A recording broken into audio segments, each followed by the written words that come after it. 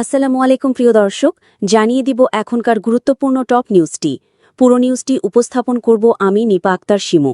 এবার বিস্তারিত খবর। যুক্তরাষ্ট্রের ইউটাহাউ অঙ্গরাজ্যে আলোচিত চার্লি কার্ক হত্যাকাণ্ডে নতুন ভিডিও প্রকাশ করেছে কর্তৃপক্ষ। ভিডিওতে দেখা গেছে কার্ককে গুলি করার পরপরই সন্দেহভাজন একজন ব্যক্তি ছাদ থেকে লাফিয়ে নিচে নামছেন এবং দ্রুত দৌড়ে ঘটনাস্থল থেকে পালিয়ে যাচ্ছেন। একই সঙ্গে কার্ককে হত্যার ঘটনায় জড়িত সন্দেহভাজন এক তরুণের ছবি প্রকাশ করা হয়েছে। তদন্তকারীরা জানিয়েছেন, ঘটনাস্থল থেকে একটি রাইফেল উদ্ধার করা হয়েছে এবং ধারণা করা হচ্ছে সেটিই হত্যাকাণ্ডে ব্যবহৃত হয়েছে। রাইফেলটির দায়ে রাজনৈতিক নানা বার্তা লেখা ছিল বলে জানা গেছে। নিরাপত্তা ক্যামেরার ফুটেজে দেখা গেছে ওই ব্যক্তি সিঁড়ি বেয়ে ছাদে উঠে কার্ককে লক্ষ্য করে গুলি চালান। এই সময় চার্লি কার্ক দর্শকদের সঙ্গে প্রশ্নোত্তরে অংশ নিচ্ছিলেন। গুলি তার ঘাড়ে লাগে, মুহূর্তেই আতঙ্কিত দর্শকেরা দৌড়ে ছত্রভঙ্গ হয়ে যান। ইউটা কর্তৃপক্ষ জানিয়েছে, ছাদ থেকে নামার সময় ওই ব্যক্তির হাতের ছাপ ও ডিএনএ নমুনা সংগ্রহ করা হয়েছে।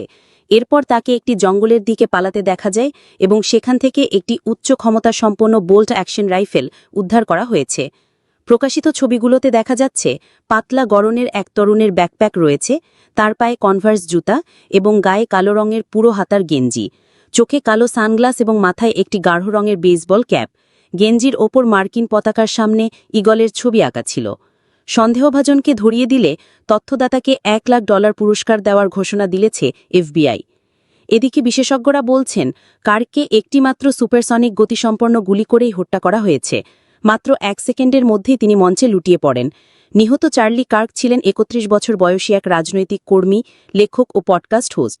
তিনি রিপাবলিকান রাজনীতিতে তরুণ ভোটারদের আকৃষ্ট করতে বড় ভূমিকা রেখেছিলেন এবং সাবেক প্রেসিডেন্ট ডোনাল্ড ট্রাম্পের ঘনিষ্ঠ সহযোগী হিসেবে পরিচিত ছিলেন। এই হত্যাকাণ্ডকে ট্রাম্প জঘন্য ঘটনা বলে উল্লেখ করেছেন।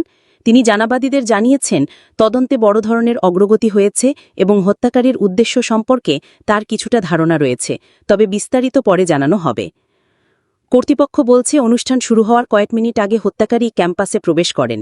ইউটাহা ভ্যালি ইউনিভার্সিটিতে আমাকে ভুল প্রমাণ করো শিরোনামে একটি বিতর্ক অনুষ্ঠানের আয়োজন করা হয়েছিল, যেখানে প্রায় 3000 মানুষ উপস্থিত ছিলেন। প্রিয় দর্শক, এই ছিল এখনকার গুরুত্বপূর্ণ নিউজ।